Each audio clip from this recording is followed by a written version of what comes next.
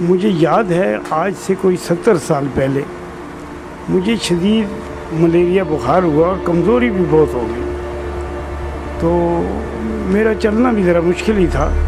अचानक नकारे की आवाज़ आई। हमारे गांव में नकारा जब बजता है तो हमें ऐसा महसूस होता है कि किसी की फौतगी हो गई। तो उस नकारे की आवाज़ पे मेरी वालदा और मेरी दादी फ़ौरन बुरके पहन के, वो बुरके कौन से होते थे, बड़े 14 गज के सफ़ेद बुरके जिसमें छोटी छोटी आँखें से देखती थी औरतें, बाकी ऐसे लगता था जैसे टेंट में जा रही हैं। तो वो दोनों निकल गई। तो मैंने देखा अपनी अम्मी को, दादी को, ये कहाँ जा रही हैं, तो बुखार की हालत में और घर में कोई नहीं था। मैंने उनका पीछा करना शुरू कर दिया। वो तेज़ कदमों में, मैं बुखार की हालत में चल ही नहीं सकता था। चलते चलते वो हमारे जो गांव का मोहल्ला वगैरह था उससे आगे निकल गई। रास्ते में काफ़ी मैदान आया, बहुत बड़ा मैदान था। उसको क्रॉस करके वो उस गांव में पहुंच गई जहां से नकारे की आवाज़ आ रही थी।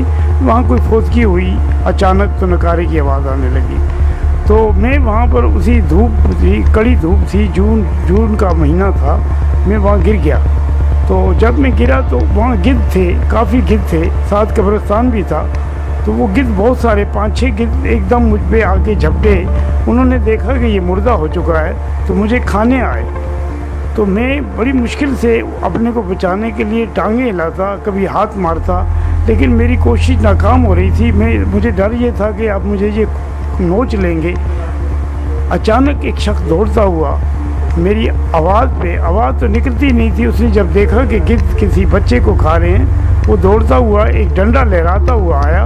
उसने बड़ी मुश्किलों से गिद्धों पे डंडे के वार शुरू किए और मुझे उसने बचा के कंधे पे बिठा लिया और मुझे पूछने लगा, तुम कहाँ रहते हो? तो मैंने उसको इशारा दिया, बताया कि मैं फ़लाँ जगह रहता हूँ। तो मुझे प्यास की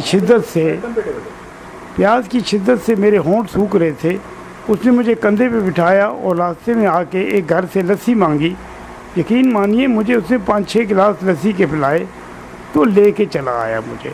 तो मैं आज ये सोचता हूँ कि जिस तरह वो गिद्ध मुझे खाने आए, इस तरह आज हमारी कौम को गिद्ध खाने आए हुए हैं। महंगाई का गिद्ध, मिलावट का गिद्ध, रिश्वत का गिद्ध, सिफारिश का गिद्ध, ये सारे गिद्ध हैं। काश कोई अल्लाह ऐसा करे, ऐसा डंडे वाला आए, जिस तरह वो डंडे वाला आया, उसने मुझे गिद्धों से बचाया। आज कोई ऐसा ही बंदा आना चाहिए, ऐसे ही मुल्क का सरबराह हो जो डरे ना, डंडा अपनों को भी मारे और गैरों को भी मारे, तभी ये कौम ठीक होगी। तभी हम इन गिद्धों से, महंगाई के गिद्ध, रिश्वत के गिद्ध, सिफारिश के गिद्ध, मिलावट के गिद्ध, इस तरह के गिद्धों से हम बचेंगे तो तभी हमारी मुश्किलें हल होगी। अस्सलाम वालेकुम।